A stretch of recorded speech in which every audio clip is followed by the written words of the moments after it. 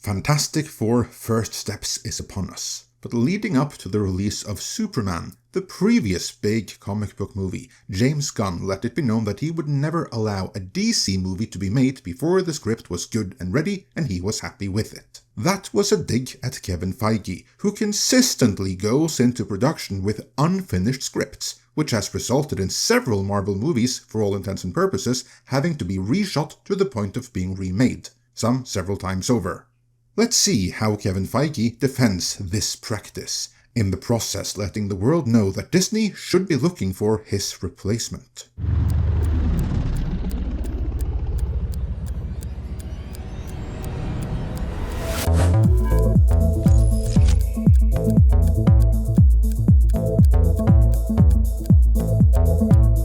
Continuing our breakdown of Kevin Feige's interview with a room full of friendly press that would ask no tough questions or push for further elaborations on certain answers. A breakdown which we started in the previous video, we have finally gotten to how Kevin Feige, who would like you all to believe that he is the mastermind behind the success of the MCU, really handles film production. And here, I'm going to bring in some information from elsewhere as it's most relevant here.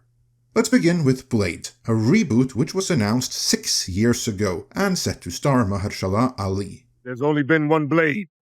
There's only ever going to be one Blade. First off, making a Blade movie should not be difficult. Certainly no more difficult than writing a Friday the 13th movie in the 80s. Something which only required a new set of fodder for Jason to kill, some backstories for that fodder, fun way to dispatch said fodder, and some twists and turns towards the end. A Blade movie really needs not be any more complicated than that. All you need is a simple story which facilitates Blade dispatching scores and scores of vampires in fun and ingenious ways, with some fun twists along the way, and you're good to go.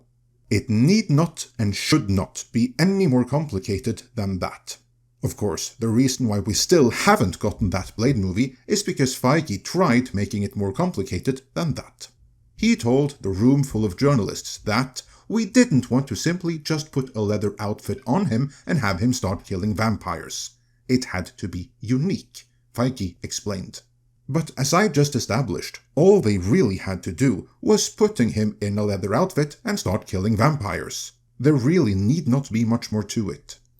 Alas, Feige didn't want to do it that way, because he wanted it to be more unique.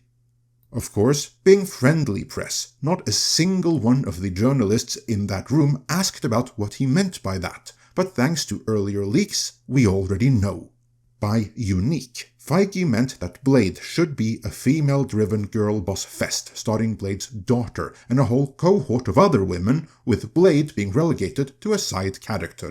This was something that was first revealed to the world courtesy of our own Tom Connors, before every other outlet under the sun picked up on it.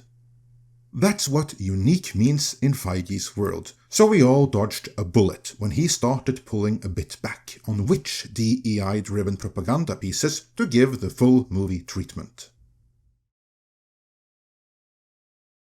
Let's shift from bullets dodged to movies that were made, even if they perhaps shouldn't have been, because they were given a release date, greenlit, and announced before there was a script, and therefore before anyone could know for certain if the project in question even deserved to see the light of day. Variety set this up with, DC Studios co-chief James Gunn has said repeatedly that he will only greenlight projects that have a complete script. That is a pointed difference from Marvel Studios, which has sometimes announced projects with release dates before a writer has been hired, let alone before a script is completed, and famously reworks movies throughout the filmmaking process. Fantastic Four star Eben Moss-Bachrach recently told Variety that he didn't think the script was fully ready when the cast began 3 weeks of rehearsal before filming, so we were sort of workshopping the movie in a way. But Feige took issue with both the comparison between Gunn's mandate at DC and Marvel's approach, and the idea that Marvel needed to radically alter how it makes its projects. We've never started a movie without a full script, and I have never been satisfied with the script that we've had, he said. I've never been satisfied with the movie we've released. You serious, Clark?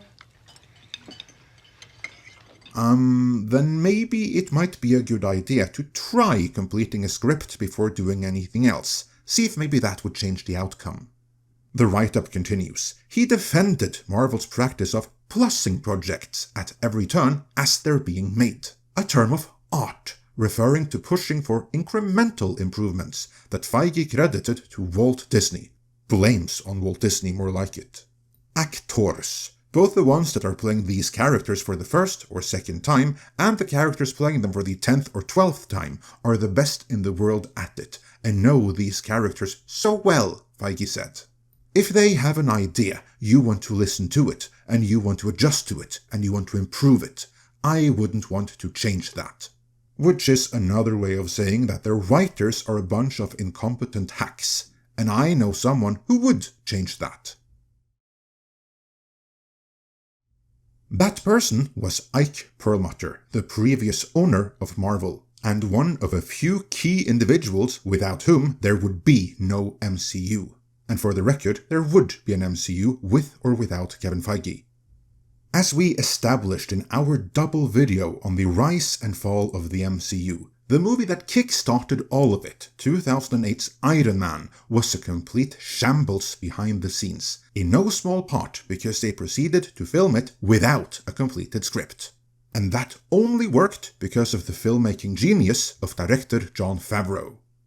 Ike Perlmutter recognized that because of Favreau, they got away with it that one time. But he saw the need for some oversight and for some checks and balances, which is why he instituted the Marvel Creative Committee to ensure that each and every single MCU movie would be toyetic, which is code for that you had to be able to make toys for the general public as well as the collector's market based on the characters and sequences in the movie. The rationale was, if you win over those groups, you'd win over everyone else as well.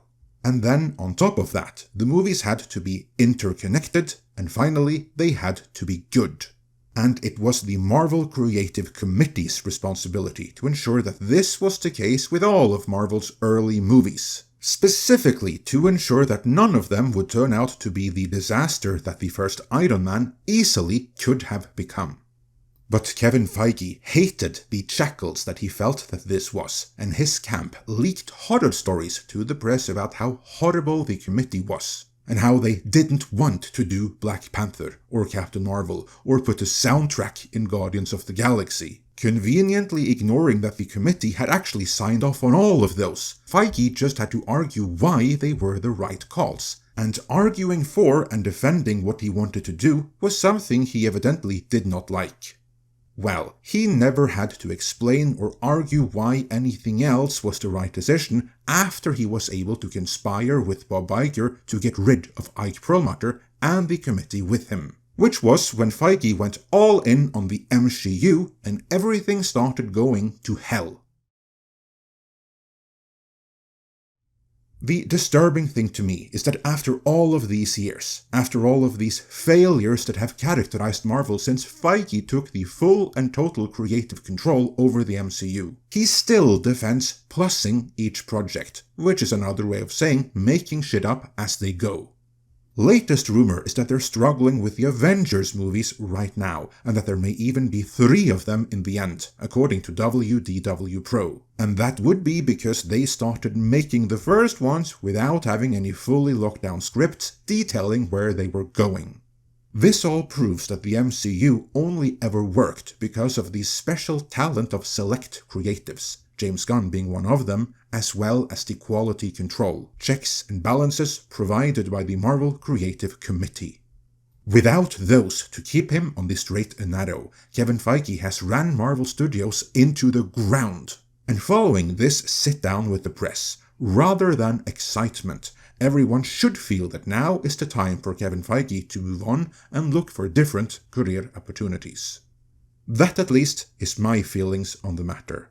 Let me know yours in the comments.